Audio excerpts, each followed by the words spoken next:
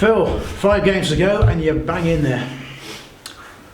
5 games to go, yes, and only one at a time, as we've been making reference to, and I think that's been the kind of key to any success that we've had of late. You know, we've just focused on the next hurdle, and that's where it is, and the hurdles get bigger, I suppose, every time you win, and we've been in a decent vein of form, but so have Buxton. So it's not a crunch game by any stretch of the imagination. It's just one of the games in the next series of 5 where, if we bring our A game to the party, and you know, from what I'm seeing on the training ground, it's just a delight being a manager at the moment. You know, everybody's put me under pressure, to tell you the truth. Everybody's flying, everybody's wanting to play, everybody's knocking at my door, basically, metaphorically speaking, if you want to talk about it, or physically, and saying that I'm ready, pick me. But how can you make changes, you know, when your team's in such a good vein of form? But we've had to make changes of late. You know, we've had Dave Worrell dropped out for 1 game. If truth be known, Cam Candle has now fallen by the wayside to a certain extent, and David Davis has stepped up to the plate. Then Rhys Devine's been out for a game, and then Toby steps up to the plate with a goal. So people are metaphorically and physically knocking at my door and staking a claim, and that's brilliant for a manager at this stage of the season. When you get a changing room that everybody's running away and hiding, no manager wants that. You want to have these kind of problems, Trev, you know, and I think they're making it difficult for me. We trained at Droitwich Spa today, and we had 20 players on the training ground in a great session, beautiful sunshine. And that'll happen again on Saturday, you know. Hopefully it'll be beautiful sunshine. We know it's going to be AstroTurf. We know what the opposition can throw at us. And I think it'll be a damn good game of football, to tell you the truth. The fact it's on AstroTurf, you play quite a bit in this league on AstroTurf, yeah. Does it make that much of a difference now? I think it makes a difference when you go to places like Buxton, where we went in the cup, and they didn't quite play the kind of football that they were boasting before the games, you know. And I thought that was quite a rare thing to happen. Anyway, they came back to here, and they've been here twice, and they've shown on 2 occasions out of the 3, in my opinion, that they're a strong team. They're a force to be reckoned with, and they're in that kind of form. But as soon as you get an AstroTurf surface, whether it be, you know, 1, 2, 3 generation, 4 generation, whatever it is, it's normally a sign that the club wants to play football. It's normally a sign that the club's going to make money away from the game itself, you know, by hiring the pitch out and not causing any kind of damage. But the more feet that you get on the training ground, the more feet that you get on the surface, it's going to cause a little bit more damage. Are they still playing football on it? Absolutely. Will we see that in the first 15-20 minutes of the game? I think so, you know, so it's going to be a good game of football. I think they boast something like 58% succession in terms of the possession side of game, and we're just above them. So if we're battling for the ball, and it's not just from a second ball, it's from a goal kick or from a restart or however you want the ball. If we're fighting for the ball, it doesn't necessarily mean that you're going to win the game because you win the possession stakes. It's whoever's got the most, I think, potency in the final third, and I think at this moment in time we both can boast that we've got players who are on top of the game, and in the final third they look like they're capable of opening the door. I've got 3 in my team. How many he's got in his team, I have no idea, but I've got 3 in my team, and long may that continue. You mentioned you've been on the training ground. It must be great not to have any midweek games now. It is like Saturday to Saturday, isn't it, really? It is. Other than the bank holiday, obviously. Other than the bank holiday, yeah, and it's I'm looking forward to the Easter weekend. Obviously we've got a couple of big games then, but as I say, we're not looking any further forward than Saturday. When Saturday's done and dusted, and hopefully the right result, right kind of performance, and keep us in the hunt, then we'll have another good week on the training ground. But you know, we're not looking any further than Saturday. It's a massive game for, and I believe that the supporters are going to be coming with us and get behind us, which they've already done on 2 or 3 occasions already up at Buxton. Having been up there playing Farsley Celtic, I mean, it was quite a weird situation Sunday afternoon. I don't know, we overtook the ground, you know, because Farsley didn't have any supporters there, and we overtook the ground. If we can do that on Saturday, it would be fantastic. But we're not just there for entertain the supporters, we're there for to try and win the game of football, and we're going to focus on that side of the game more importantly. So much of sport is about the top 2 inches, as I say, isn't it? It's what between your ears, really. How much of it now is keeping your collective nerve if you don't start well, for example, in a game, you've just got to keep your composure because you've clearly got the ability within the squad. I think we've got plenty of of players in the change room that have been there, seen it and done it. You know, you look at the captain, and the captain alone, and the experience that he can boast at this level, and to get through situations like this, you need people like that. You need people like Kyle Morrison, who's just walked through the door and feel like he owns the place, you know. And it's the more of them characters, strong characters that you've got in your change room. There's one or two hidden gems as well, you know. Toby Obiday, you know, he's been sitting on the sidelines waiting for his opportunity. He's actually he's turned down loan deals for to go and play, guaranteed to be playing.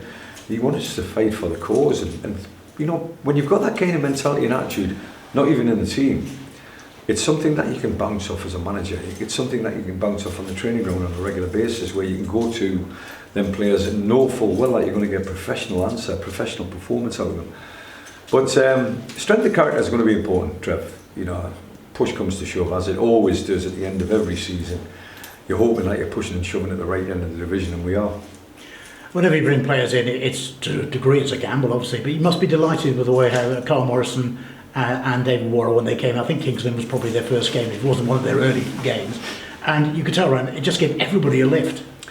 It has. It's just raised the bar in terms of the performance that we're putting on a Saturday, but every day in training. Every day in training, if the kiddie fans were watching us at Cozy or Droitwich today, they'll see a level of demand and character in the performance, and that is something that we're carrying across the white line, which is it's great for a manager. When you're working Monday to Friday and you don't carry it across the white line, it's a disaster. It's the worst place to be as a manager. It tells you that you've got a bunch of liars in your change room. My word, we've got honesty in our change room, and I'm hoping that honesty is going to be enough in terms of the quality that it brings to the party on Saturday and the remainder of the season. Other than your longer term absentees, you know, whom we've talked about in recent weeks, how are you doing squad wise for this one? Cam's pushing for the beat back on the training ground. I err on the side of the player, and I know I shouldn't, because the medical side of it is so important, you know, but when a player's more or less telling you or the physio that I feel good, I feel better than what the scan's telling me, and when I get that kind of a vibe from a player, I sometimes tend to err with that, you know. Players tend to know their own bodies better than a scanner or a physio or whatever. But at the same time, I respect the physio, and I respect the medical side of it as well. So Cam's pushing. Ben Beresford came through a full game at Leicester, as did Joe Fawkes, as did Finn Roberts, as did Charlie Lutz.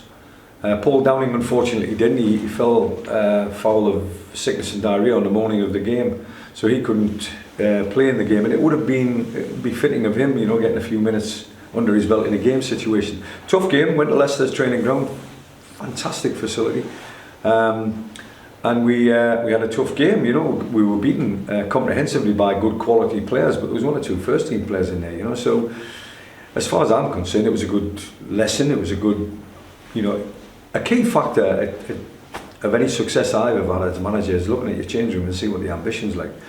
And if you've got players in there that don't want to pitch in at the highest level, then you're not really going to go anywhere as a group. I've got players that were looking around at Leicester City and going, oof, wouldn't mind coming here to work in the morning. I wouldn't mind going there to work in the morning. My ambition has always been to be at the highest level and to try and get to the highest level. And I think we've got a group of players that have got that kind of mentality at the moment. So we got enough minutes under the belt during the week, and today was about bits and bats regarding Saturday. Tomorrow will be the final preparation, and then we'll have a pre-match meal in Buxton, and fingers crossed, being ready for action. It is ridiculously tight at the top of the league, isn't it, really? I think in the week, Curzon Ashton won, for example, Spennymoor won, they're back in the mix. Below you at the moment, obviously, but nonetheless, there's no margin for error, and I just think possibly the bank holiday weekend is going to be decisive, really. I think it's always been a case of hunt or be hunted, and when you've been to the top of the division, we've seen teams like myself have not fallen by the wayside, but just fell foul of that pressure. You know, if Scunthorpe had managed to hang on to it, it's to their credit. But hunt or be hunted, they're there to be shot at, Scunthorpe, which we know, but there's a number of teams shooting at them, you know, and there's a number of teams for Scunthorpe to play in the top 6 or 7. But we're in the same boat, you know. It's one of them where you just got to keep your focus in line with what you're trying to achieve, and you can't achieve it in 5 games. You can't say 15 points will get us promotion. You've got to actually say the next 3 points will be a step towards getting us promoted. Now, whether that's through the playoffs or whether that's automatic, that is down to fate, inevitably. But all you're doing is giving yourself the best chance. You know, you're looking at league tables, Trev, and I unfortunately can't afford to do that. I've got to focus on individuals and in the group. And if that group wasn't in the right frame of mind, I would be a nervous man standing talking to you. But I'm looking forward to games. I'm really looking forward to it. Not because of the form that we're in. It's just because of the mentality of the players that I'm dealing with. And it's absolutely fantastic. It really is. I'm not saying the best time in my life as a manager, but it really is a great time as a manager to walk into a change room knowing full well that you've got the full backing 100% of your group, and they're going out there 100% of the time to do a job for you. And Kidderminster Harriers are going to get the benefit of that. Final point, I saw you at Hereford on Boxing Day. I saw you at South Shields a few weeks ago now. If you could bottle those sort of performances over the next 5 games, you'd probably be very happy with that, wouldn't you? You're talking highs, aren't you? You're talking highs of the season. I mean, the Hereford game was a derby match. First time I'd been, involved in a derby match for Kidderminster, albeit the locality of lots of teams. There's a lot of rivalry in this area, but we went to Hereford and it was a great performance. More importantly, a great result. And was it the same team that's going to go out there on Saturday? Probably not. But at the same time, me to go to South Shields, where I was born and bred, and turn in another great performance. Yes, there's been some fantastic ones. We've been trained at Droitwich Spa, and a special mention to them guys. They've just been promoted as champions, so it's always nice to be in a room full of winners. And we witnessed how it feels. They've already got it over the line. They've got 2 games to go, but they're still talking about unbeaten away from home, and they want to go to Clanfield, believe it or not. Clanfield, I live actually a mile away from Clanfield. I might be there before I go on Saturday. And it's nice to talk to people when they've actually done it and achieved it, because weeks ago they were going through what we're going through. It's a nervous time, it's an energy sapping time. But if you maintain your focus and you just keep on doing what you're doing and taking each game as it comes, I think that's the key to any success. Very last point, and nothing to do with Harriers really, but interesting that Hereford's last 2 games, they come here, then they got Scunthorpe at home, so they could have a bit of a bearing on things, right? Your job is to do your homework like that. It's not my job. But when we want to talk about Hereford, that time will come. But for sure, as I've said before, there'll be loads of twists and turns, and I'm really looking forward to it. I'm looking forward to engaging with, again, a team that we've played 3 times already this year. Again, a team that we're going to their home ground, and we've already been there twice, so it's a 3rd time for us, and we know the ins and outs of what Buxton are all about, and they probably are going to say exactly the same. So it might just be a case of the inches, as opposed to a 3-0 win against Hereford, a 5-0 win against South Shields. This might be a Brackley 1-0, but I'll take a 1-0 as long as it's the right direction, and the only direction is a win. Have a good one. Thanks for your time. Thank you. You mentioned Finn. You must have. I know it was well established he was ill coming in last week and that he might not feature. You must have been disappointed not to get a look at him. How has he looked in training this week? A disappointment not to get a look at him in a game situation, but then all of a sudden a nice disappointment to a certain extent, because if there is such a thing there, Matty, I know it's sort of contradiction in terms there, but the nice disappointment is I've witnessed what he looks like on a training ground. I've witnessed what he looks like mingling amongst the lads, and now I've seen him in the game against Leicester, and he looks a player, there's no doubt about it. Technically he looks very gifted, right or left foot. He looks like he's got an eye for goal. He's got a great attitude towards hard work. All of these things you can see on a daily basis, but in a game situation, that's when push comes to shove, and you have to step up to the plate, and well, hopefully when he gets his opportunity, he will. Is he like to be, or is he well enough to be involved at the weekend? He's well enough to be involved on Saturday. He got through 75 minutes on Tuesday against Leicester. So he's up and running. The chest infection seems to have died away. He looks like he's breathing freely, which we all have to. Might have to test my breathing on Saturday, but no, it's on a serious note, he looks like he's through the worst of what it was, and he's trained fully today with a view to being involved on Saturday. And similarly, I know Rhys Devine was very close, wasn't he, on the match day itself? What's his picture for this week? But that's the beauty of that changing room, and I'm pointing over there because we know where we are. We're at Agborough, but every time I walk in that changing room, I get a sense of pride and a feeling that there's a fight, a common goal to be earned, and the players are pushing each other, and Rhys accepted the fact that he wasn't 100%. It was a decision I made as a manager when I said to him, sit to one side. I didn't promise him that he would be playing it the week following. It all depends on Toby now. Toby then steps up to the plate, scores the opening goal in a tight game, if truth be known. You know, at the start of the Peterborough Sports game, it was a really tight game. I thought it ebbed and flowed. They could have gone one up, we could have gone one up, and then all of a sudden it just lulled into a game that looked like it was going to go the journey. Then all of a sudden Toby steps inside and gets on the end of a cross. Would Rhys Devine have done that? I don't know. You know, at the end of the day, Toby looks like he's got an eye for goal. Maybe Rhys has got to add that to his game, and Toby's got to add the quality of the crosses that come from Rhys Devine. So I've got a job to do. I've got to find out who's probably the best for the job at Buxton on Saturday. So the team hasn't been selected yet, but you know, probably 90% of it has. Just a final word, I wanted to mention Zach Brown, because of course we know in the group, you know, in terms of his running and his distance and his effort and his commitment, he's almost top of the list, isn't he, really? But nice for him, as any player, really, to get something for his own product in terms of the goals and things last weekend. He must have enjoyed that. Matty, I've many a time this season, you know, every week I've been going through it, and every time you've asked a question like that, I've probably said he's first on the team sheet, he's first on the team sheet, and it changes week in and week out because of the qualities that certain players are bringing to the party. Brownie's actually approaching that first on the team sheet at the moment. One, because of the 2 goals, great, fantastic, but the running and the energy he gives to the team, and he adds to the system.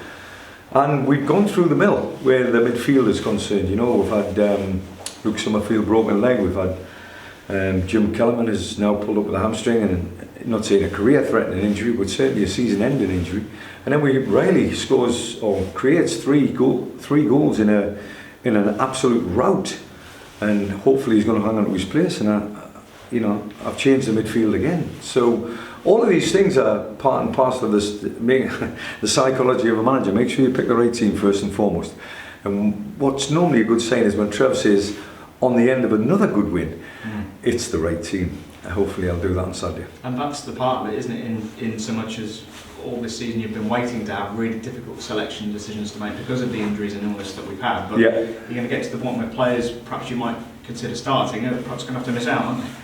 They could be missing out, and there could be 1 or 2 not sitting on the bench, and that's the hard part of it. I thought, go back now in my day when it was 1 sub, then 3 subs, then 5 subs, then 7 subs, and it's like, what are we doing that for? I tell you what, I need 7. I need 7 now just to keep everybody happy, because there's going to be 5 on Saturday. There'll be 3 sitting in the stand. I'm not doing it to be nasty. I'm just doing it to try and win a game of football, and players have accepted that now. And that's the understanding that I'm doing my job, they do their job to the best of their ability. It makes my job harder, but it makes it a pleasing job come the end of a Saturday result, because it means we've won.